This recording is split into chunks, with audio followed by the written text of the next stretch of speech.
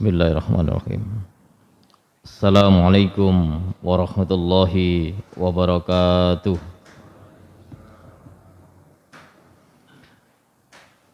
Alhamdulillah. Alhamdulillahilladzi arsala rasulahu bil huda wa dinil haqq liyudhhirahu 'alad dini kullih wa kafa billahi syahida. Asyhadu an la ilaha illallah wahdahu la syarikalah wa asyhadu anna Muhammadan abduhu wa rasuluh. Allahumma salli wa sallim ala nabiyyina Muhammadin wa ala alihi wa sahbihi ajma'in, amma ba'du.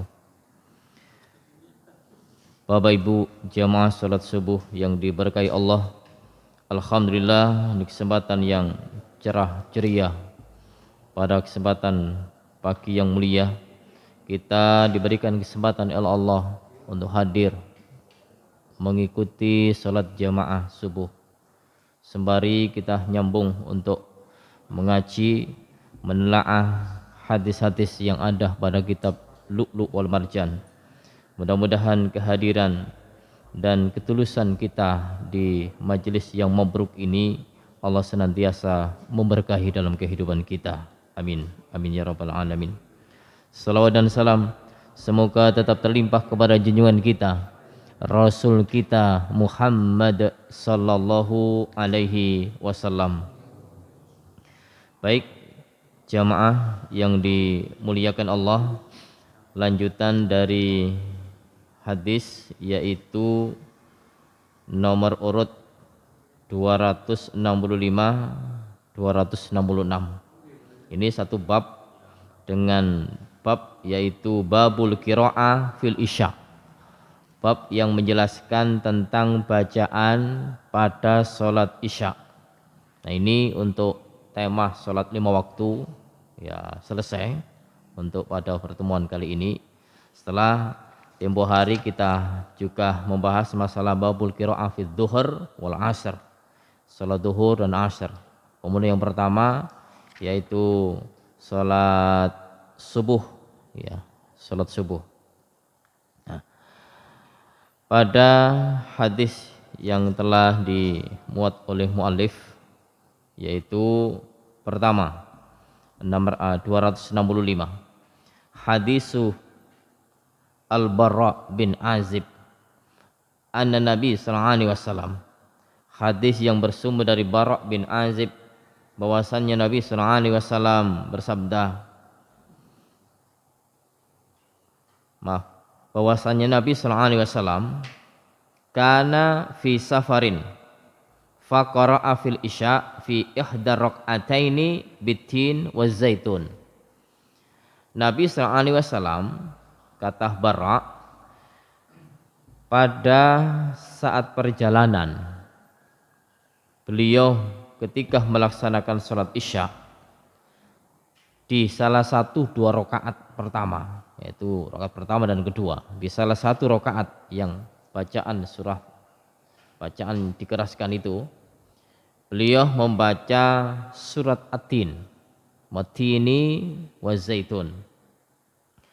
Nah, kemudian di hadis 266, hadis Jabir bin Abdullah anna Mu'adz bin Jabal kana yusalli ma'an Nabi sallallahu alaihi wasallam. Dari sahabat Jabir bin Abdullah bahwasannya Mu'adz bin Jabal pernah salat bersama Nabi sallallahu alaihi wasallam, summa ya'ti qaumahu.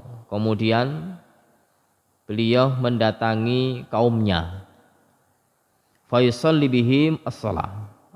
Lalu Mu'adz itu melaksanakan salat jamaah dengan mereka. Fa qara'a bihimul Baqarah, maka beliau membaca surat Al-Baqarah.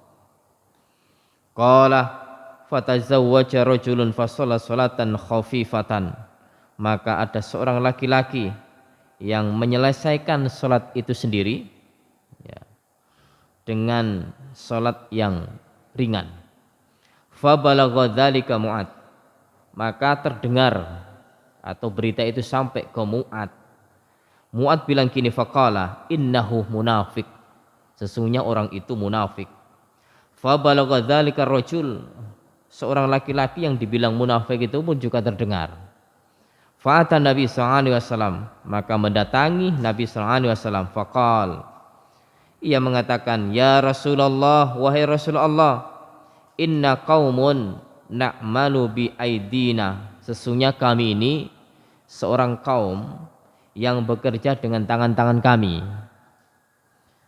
Wa naski binawadhikhina, maka kami menyirami dengan hewan-hewan kami. Wa inna Mu'ad shallah bina al-bariha. Sesungguhnya Mu'ad bin Jabal itu sholat bersama kami tadi malam. Faqara al-Baqarah. Beliau itu baca surat Al-Baqarah. Fatazawwajtu, maka aku keluar untuk menyelesaikan sendiri itu. Faza'ama anni munafik. Beliau mengatakan kepadaku yang sudah aku dengar bahwasanya ini aku munafik.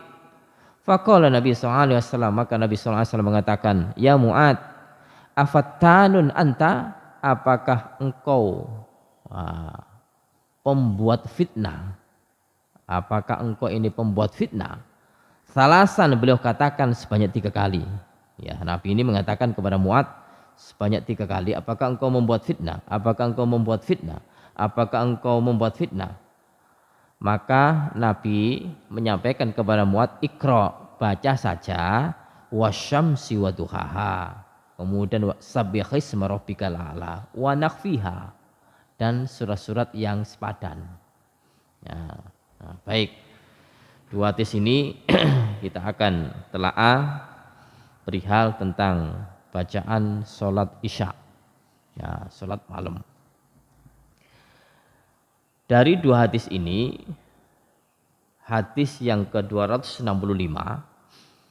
menjelaskan kepada kita bahwa Rasulullah SAW kalau dalam keadaan perjalanan, ya, posisi beliau itu musafir dan melaksanakan sholat, ya, beliau menjadi imam dengan para jamaah, ini bacaannya enggak panjang-panjang, cukup watini tadi. Watini itu kan cukupan kan ya, enggak panjang. Dan bacaan Rasulullah ketika sholat isya itu pun beliau keraskan. Ya, kenapa? Ini sudah dikisahkan, diceritakan oleh Al-Barra bin Azib, ya, seorang sahabat yang sampai dengar betul bahwasannya Rasul SAW pada saat musafir, beliau jadi imam, kami dengar salah satu dari 2 rakaat pertama itu beliau membaca surat At-Tin. Ya, surat At-Tin, surat yang cukup, ya, sehingga jamaah pun juga tidak sampai ngeluh, tidak sampai, ya, merasa oh kok ini kepanjangan. Ya, ini jadi cukupan lah, ya, cukupan. Ini kalau seseorang itu belum mengerti dan juga belum pernah mengaji tentang hadis-hadis Rasulullah, bagaimana bacaan pada saat musafir, itu nanti bisa jadi kalau hafalnya panjang, dipanjangkan. Sebab kami dulu pernah, ya, rombongan 1 bis. Ini rombongan dari Jakarta, 1 bis. Kita singgah di Jawa Tengah. Banyak orang-orang singgah di situ. Karena di situ tempatnya luas dan juga ada pucah siranya, ya, warung-warung makan-makan dan juga istirahat di situ. Ternyata pada saat sholat isya diimami oleh anak muda. Ya, pikiran kami itu sudah capek, sudah payah dari Jakarta sampai di Jawa Tengah. Tahu-tahu bacaannya panjang gitu. Jadi orang-orang itu hatinya, ini kalau nggak diteruskan itu gimana? Kalau diteruskan itu ya, Masya Allah, akhirnya ya sama gitu pendapatnya. Jare koncoku, "Kucik dawa wis pegel-pegel didawakno ae." Akhirnya waalaikumsalam. Akhirnya setahu kami itu ada orang yang ya nyampaikan ke beliau. Ya, nyampaikan ke beliau, ya mungkin nyampaikannya ya nggak usah panjang-panjang gitu loh. Nah, jadi tidak apa-apa disampaikan, apalagi penyampaiannya itu setelah usai sholat.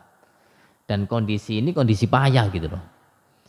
Makanya Rasulullah membaca surat At-Tin ini adalah surat-surat yang memang surat mufassal gitu loh. Surat-surat yang ringan. Dan bacaan surat mufassal ini Rasulullah itu baca ketika beliau dalam keadaan musafir, perjalanan. Nah, perjalanan ini pun juga melelahkan gitu loh. Makanya tadi malam, berarti kemarin subuh, jenengan subuhnya jadi imam nggih, insyaallah. Ketika kami di Tretes, sholatnya di halaman, ya di rumputan itu. Karena musolanya sempit, orangnya banyak, sekitar kalau jumlah semuanya sih 80-an. Jenengan jadi imam. Ya apa imam iki subuh panjang apa pendek? Ndak ae. Jadi sudah dipesan duluan.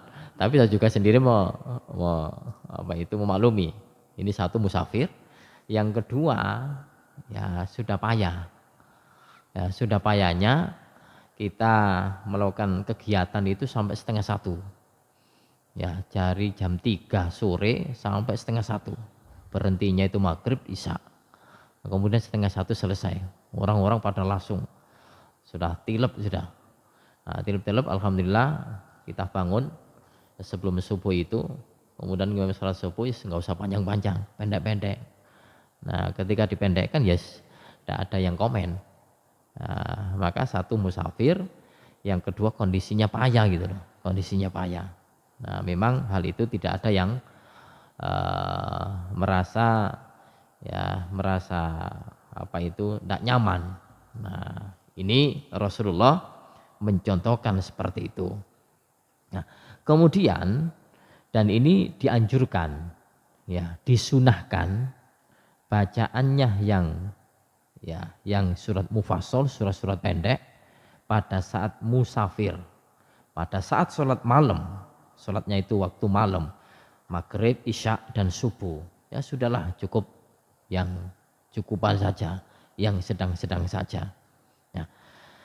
Perihal tentang bacaan pendek ini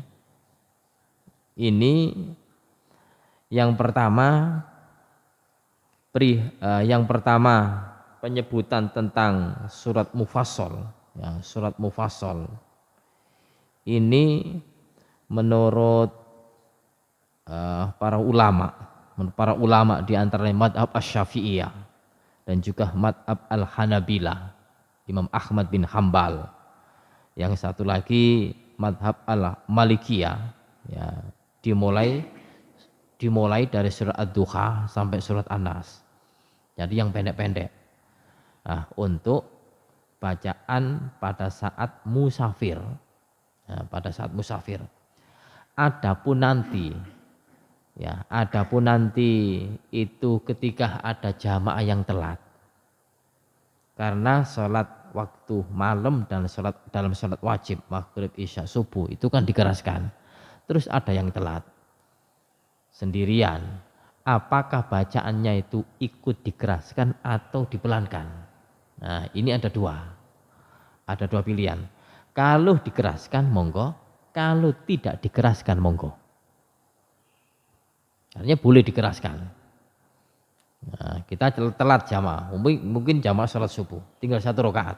Maka 1 rakaat bagi sendirian tadi boleh mengeraskan, boleh pelan. Nah, juga melihat kondisi kalau dikeraskan jamaahnya banyak, kemudian juga mungkin ganggu orang-orang yang sedang zikir. Nah, kita melihat kondisi. Nah, ini. Nah, kemudian perihal tentang surat-surat mufassal itu dibaca pada saat musafir. Tapi kalau tidak musafir, Nah, seperti mukim kita ini, di saat sholat jamaah isya, sholat jamaah subuh, ini para ulama menjelaskan surat-surat pertengahan mufassal. Ya, surat-surat pertengahan mufassal itu disunahkan dari surat juz amma itu. Ya, kalau surat pertengahan mufassal menurut Imam Al-Malikiyah, madhab Al-Malikiyah dan beberapa pengikutnya, mereka menjelaskan bahwa pertengahan mufassal itu dari abasa hingga wadduha.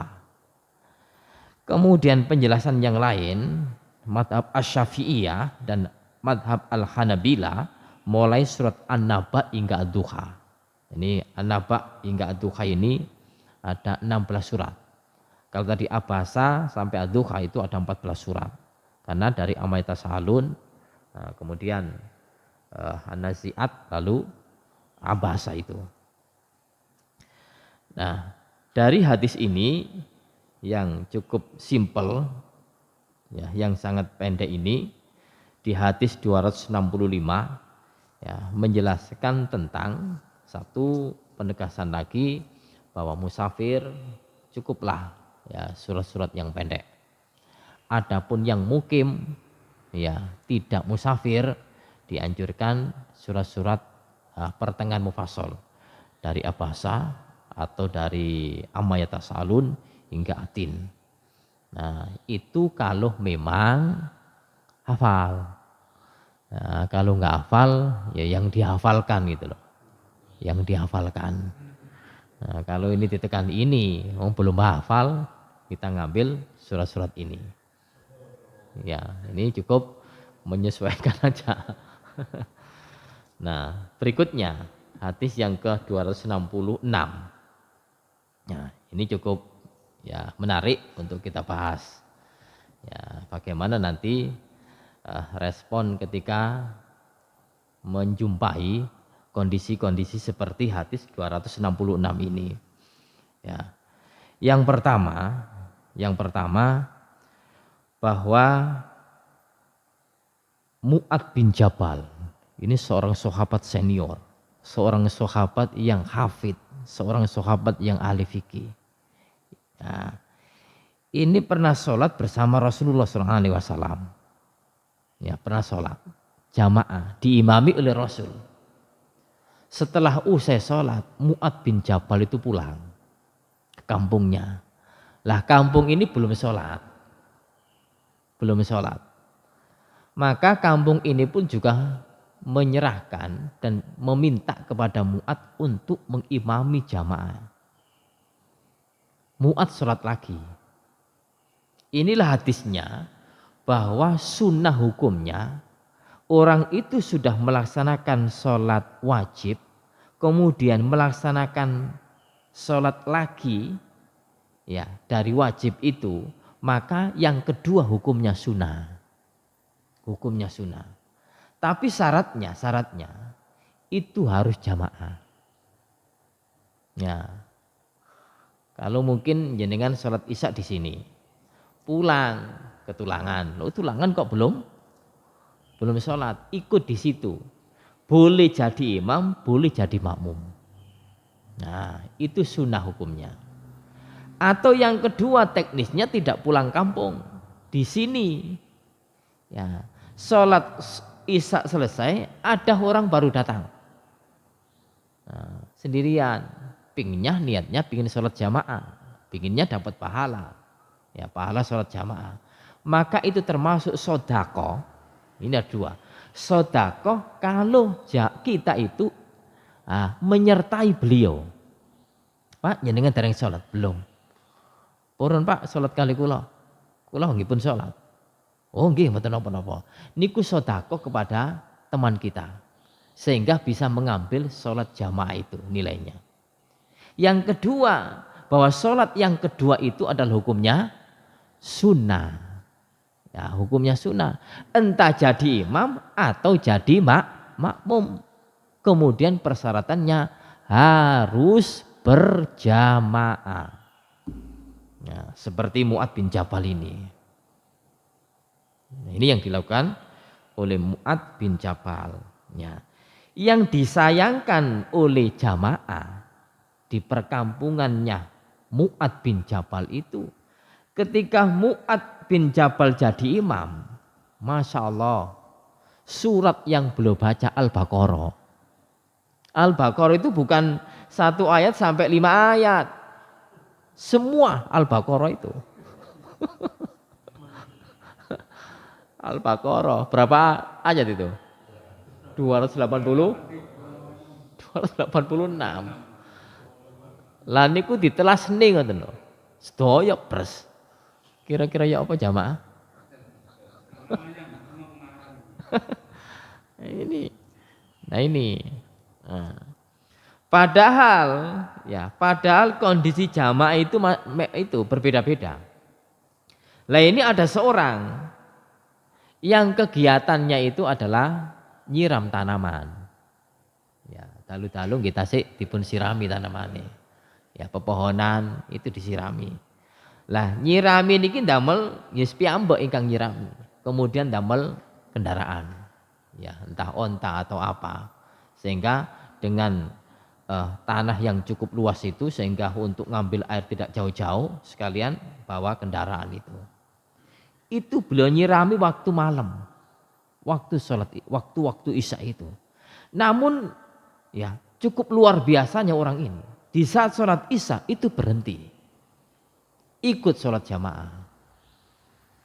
Nah, di tempat lain orang-orang yang biasa jadi petani, ya kerja di kebun, Isya azan sholat Isya tetap aja untuk nyirami tanaman menyelesaikan. Oh cek mesisan jam 8 ay mari. Akhirnya sholatnya jamaahnya 14. Ini luar biasa orang ini. Jadi walaupun posisinya maaf lu ya, kalau orang yang kerja di kebun mungkin masih kotor gitu. Ya, badannya belum bersih. Tapi beliau ya tetap gitu berusaha untuk mengikuti sholat jamaah. Karena memang tahu bahwasannya jamaah itu adalah luar biasa daripada sholat sendirian. Sholatul jamaati afdhalu min sholatil fard bisa wa ishrina darajah. Atau dalam hadis lain bi khamsi wa ishrina darajah, 25 derajat, 27 derajat, dan ini nilainya banyak itu. Nilainya banyak daripada sholat sendirian. Inilah mengetengahkan bahwa di Jazirah Arab itu kalau waktu tiba ya azan berkumandang sholat jamaah, mereka itu memperhatikan dan juga mendatangi dari panggilan sholat itu. Ya, ini sahabat-sahabat terdahulu. Ini pun diterapkan sampai zaman sekarang dan insya Allah zaman seterusnya. Di Jazirah Arab, di Arab Saudi, di Mekah, di Medina, kalau azan berkumandang, pekerjaan apapun langsung diberhentikan. Toko-toko tutup. Toko-toko tutup. Ya, untuk mengikuti sholat jamaah laki-laki tergantung imannya. Kuat apa? Tidak kuat. Kenyataannya yang kami ketahui, ya, ini di daerah Jeddah. Di daerah Jeddah. Ketika sibuk untuk ya dagangan, azan asar berkumandang ditutup toko. Tapi terjadi transaksi yang ada di dalam itu. Jadi untuk azannya tadi direspon, ditutup tokonya, tapi untuk sholat jamaahnya enggak saat itu. Entah sholat jamaah ataupun tidak. Nah ini tergantung imannya gitu. Makanya lagi-lagi simpulannya di daerah Arab, kalau waktu azan berkumandang berhenti, adapun untuk ikutnya ini iman yang memanggil. Ya kuat apa tidak? Kalau memang imannya kuat, sholat jamaah itu terus dilakukan, Masya Allah. Ia tutup tokonya kemudian datang ke jamaah. Kalau imannya kurang kuat, tutup tokonya, di situ tidak sholat jamaah. Nah ini kenyataan yang ada di zaman-zaman sekarang itu. Ya, balik. Seorang sahabat ini, nah, ketika Mu'ad bin Jabal bacaan surat yang panjang Al-Baqarah dihabiskan itu, karena pikirannya itu harus segera untuk menyirami tanaman, maka beliau mundur sendiri dan menyelesaikan sendiri. Ini tidak membatalkan, gitu loh, tidak membatalkan. Jadi mundur pelan-pelan, posisinya masih posisi sholat.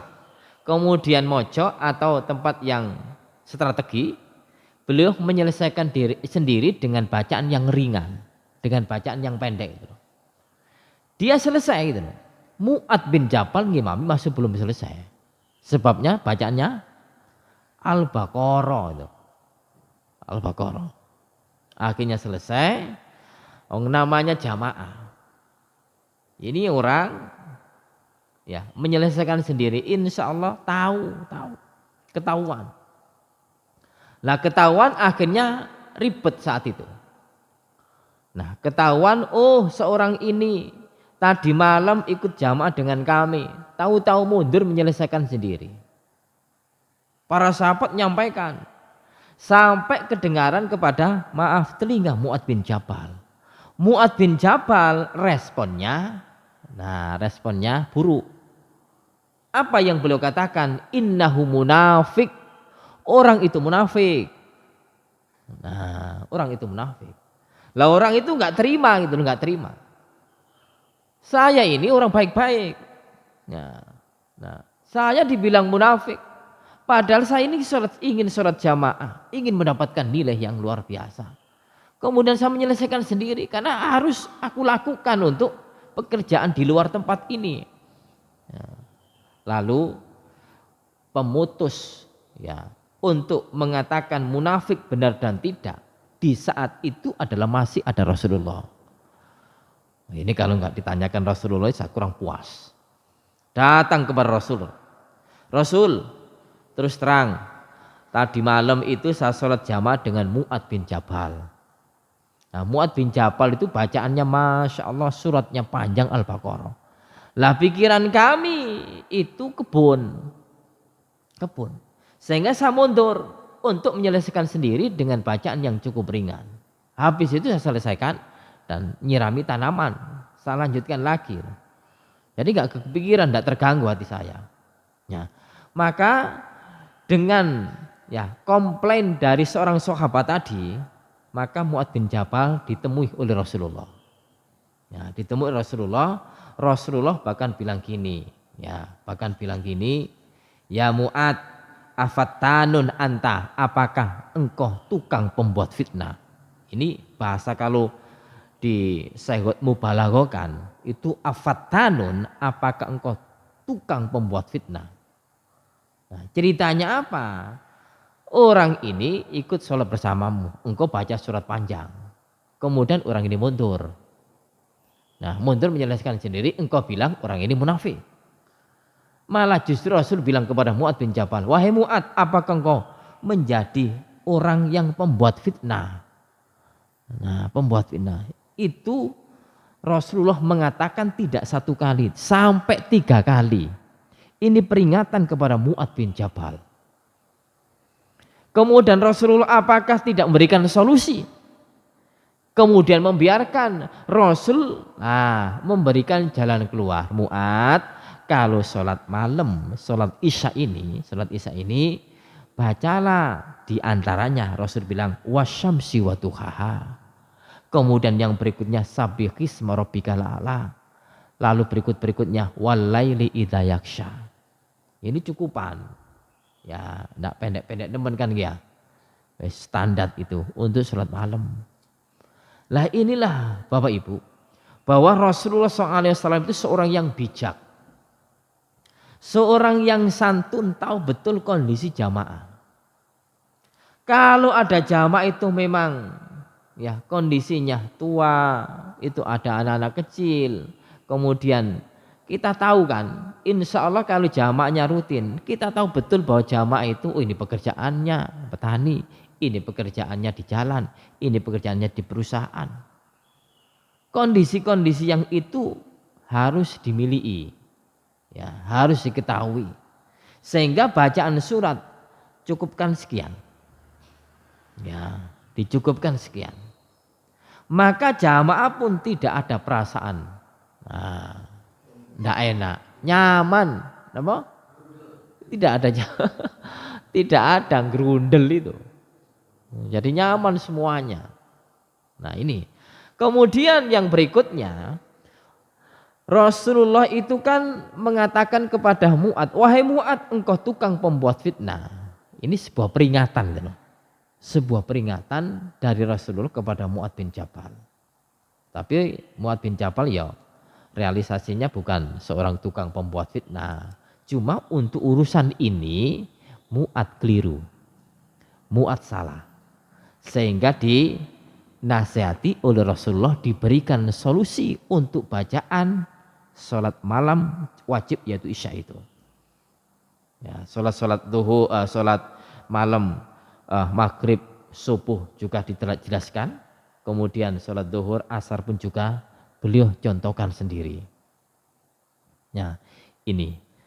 Lalu yang berikutnya, Mu'ad bin Jabal mengatakan kepada sahabatnya yang baik-baik munafik. Nah, itu boleh. Karena Rasul tidak menegur untuk ini. Ya, tidak menegur untuk ini. Sampai Mu'ad bin Jabal mengatakan, oh dia munafik. Itu penilaian secara dohir boleh. Gitu. Masa sholat jamaah kok bisa mundur gitu loh. Kok bisa mundur? Ini orang-orang gak baik-baik. Ini penilaian Mu'ad secara dohir. Tapi batinnya tidak tahu. Nah, batinnya tidak tahu. Sehingga kalau hal ini ya, untuk umat Rasulullah, nah, ini seharusnya betul-betul memahami dan menelaah. Jangan gampang menuduh orang secara lisan. Walaupun dohirnya berbuat yang demikian ini, ternyata hatinya jamaah ini, seorang sahabat ini tidak diketahui oleh Mu'ad. Orang itu baik-baik. Rasul pun juga meresponnya bahwa orang ini adalah baik-baik. Namun tidaklah salah Mu'ad mengatakan yang demikian ini, cuma menjadikan peringatan bagi Mu'ad. Ya, bagi Mu'ad, karena kita itu langsung cospleng menilai seorang, itu pun juga akan menimbulkan sakit hati. Ya, orang dikatakan munafik itu kan ya tidak enak kan ya. Padahal munafik itu satu, kalau berbicara dusta, kalau diamanati khianat. Kemudian satu lagi apa? Ya, berbicara dusta, diamanati khianat. Kemudian di idza haddasa kadzaba. Apabila umpama ya, timbul peperangan, itu pun curang. Ya, ini curang. Lah ini tidak ingin orang itu menjadi seperti itu. Nah, kemudian hukum ini kita tarik dari contoh yang dilakukan oleh sahabat Rasulullah ini, kita tarik. Seandainya ada seorang imam bacanya panjang gitu loh,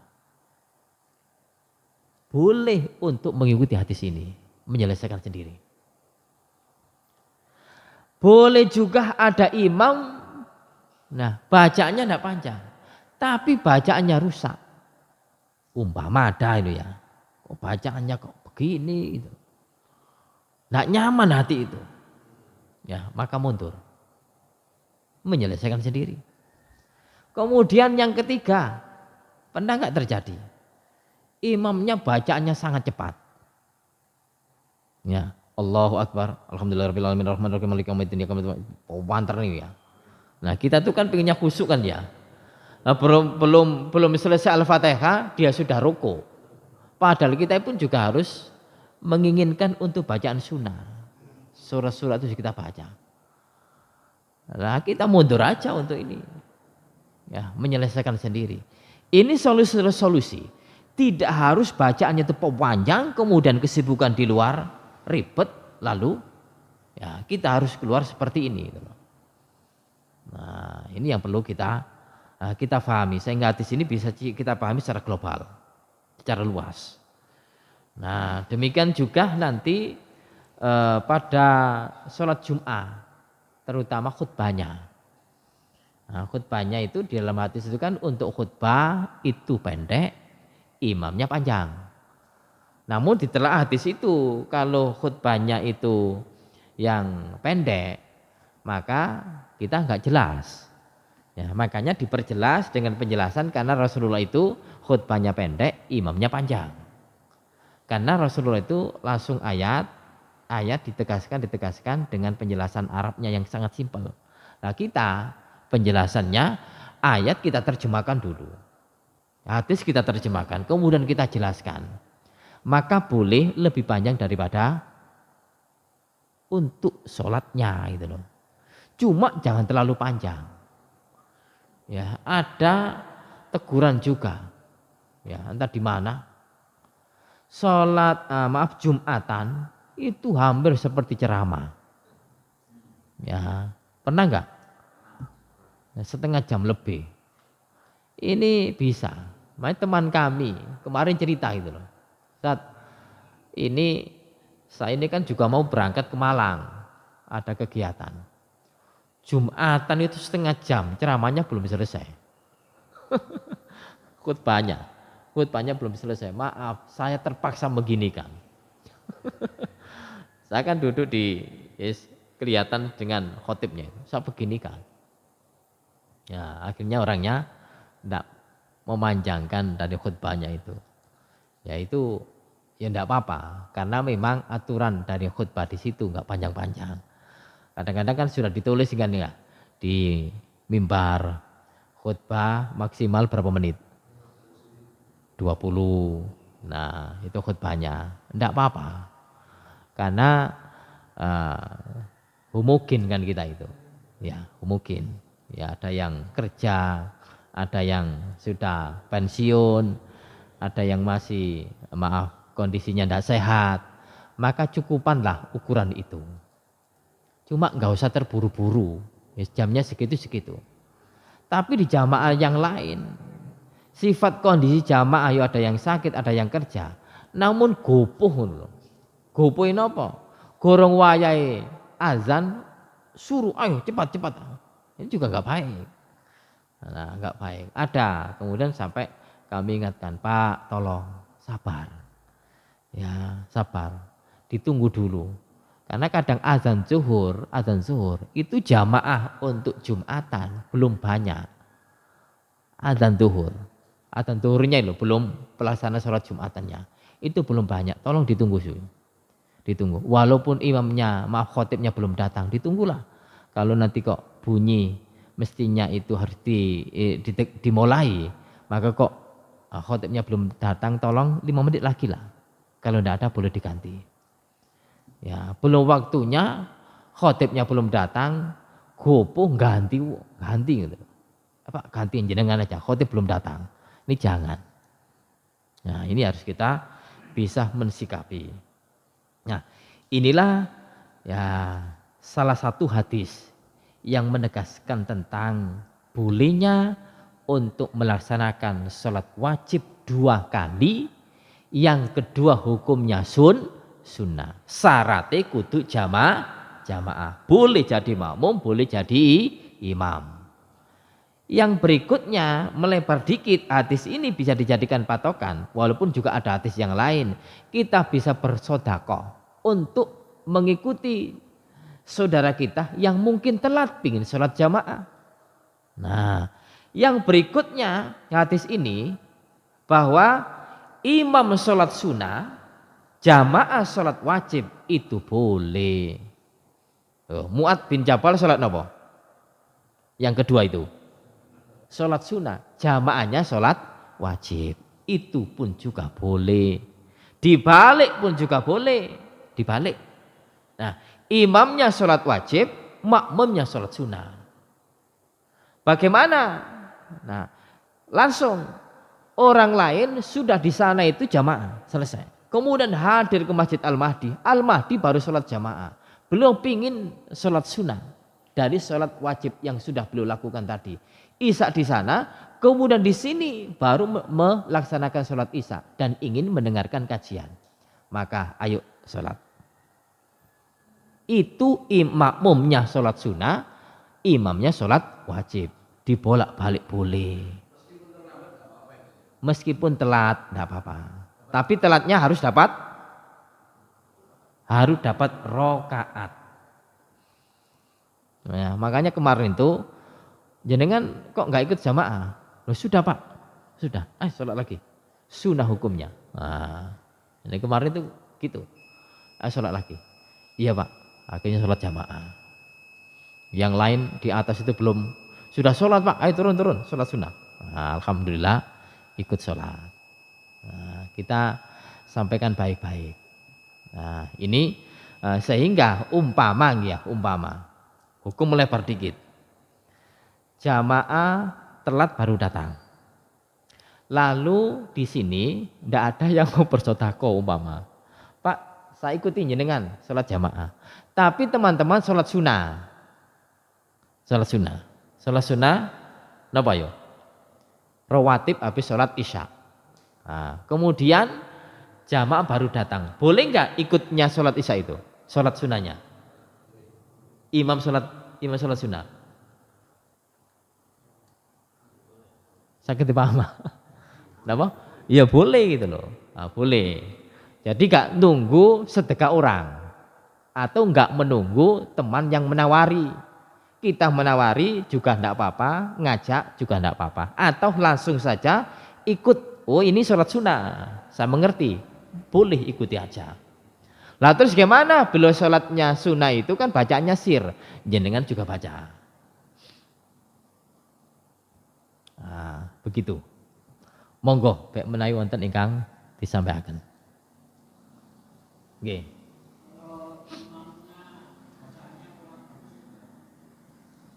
Nggih. Imamnya bacaannya kurang bagus. Dikeraskan kan perhatian ya. Kedengaran. Nah, maka jenengan baca. Jenengan baca itu, baca sendiri. Ya, baca sendiri. Umama bacanya kul huwallahu ahad ya. Kurang baik. Maka jenengan baca sendiri. Sama saja imam sholat jamaah pada saat keras. Bacaannya orang ini baik. Fasih. Namun gak kedengaran di belakang. Gak kedengaran. Maka jenengan baca sendiri. Mestinya kan sholat bacaannya keras kan ya, tapi nggak kedengaran, maka dibaca sendiri. Bacaannya imam nggak bagus, jenengan baca sendiri. Ikut jamaahnya. Ngoten. Nah, kalau kondisi seperti itu, cuma nanti kan kita bisa menyelesaikan. Ini kok nggak bagus jadi imam, ya nggak nyaman jamaah ini. Nah, sebab ya kadang-kadang orang itu suka protes, ya ini bacaan tajwidnya kurang baik.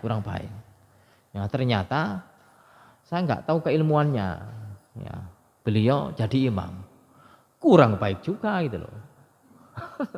Akhirnya mohon maaf, ya sudahlah orang ini nggak usah jadi imam. Karena gurunya itu sana dibilangi, ternyata ya orangnya ya tidak baik juga itu loh bacaannya.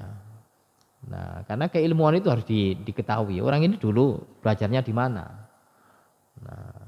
Nah ini kadang-kadang kita jumpai seperti itu. Ada, karena kami menyaksikan. Pripun? Nggih.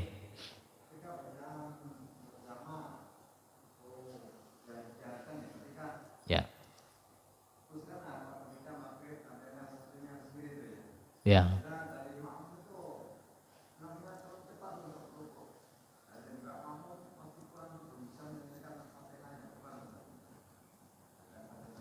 Ini. Jadi imamnya itu kalau kondisinya cepat ya, maka ukuran bisa diikuti, maka kita bisa mempercepat. Nah, kemudian gimana kita sampai ihdinas siratal mustaqim situ rukuk ya. Ya, pentingnya jangan sampai imam itu sudah bangkit. Ya, masih rukuk kita percepat. Bisa itu. Dicepatkan. Ya, dicepatkan. Cuma kan tetap tepat gitu loh. Betul.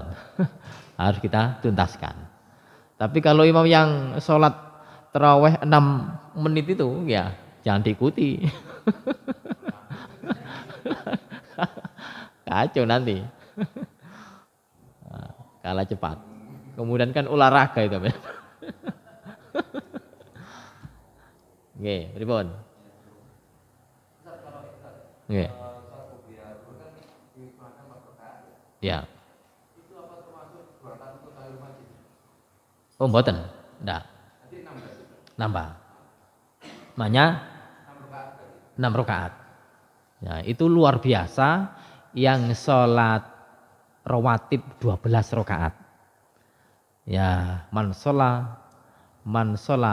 fi lailatin man sholat isnatai asyar fi lailatin fi yaumin wa lailatin banallahu baitan fil jannah. Siapa yang melaksanakan sholat sebanyak 12 rakaat di harinya, maka Allah membangunkan rumah di surga. 12 rakaat loh ya. Tapi yang 10 rakaat tidak ada redaksi dibangunkan rumah di surga. Tapi dapat surga.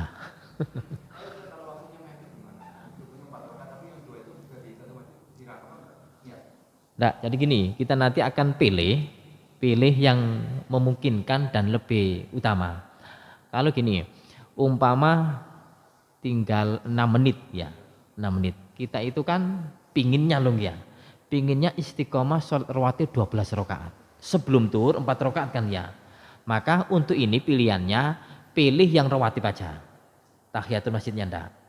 Ah gitu. Ngoten.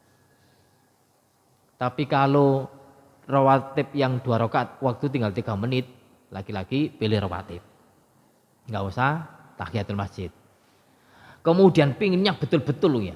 Saya istiqomah. Nah, waktunya ini sudah kita desain cukup. Ternyata halangan di tengah jalan. Maka sholat rawatibnya enggak kedapatan. Maka ini bisa kita undur habis sholat zuhur. Ngoten ya. Dikotok. Nah, harus ada niatan loh ya. Karena itu kelunuk-kelunuk cukup enggak kebiasa. Ngoten. Oke. Pripun? Oke, baik demikian apa yang kita bahas, mudah-mudahan bermanfaat. Akhir kalam kita tutup dengan doa kafaratul majelis. Subhanakallahumma wa bihamdika asyhadu an la ilaha illa anta astaghfiruka wa atubu ilaik. Wassalamualaikum warahmatullahi wabarakatuh.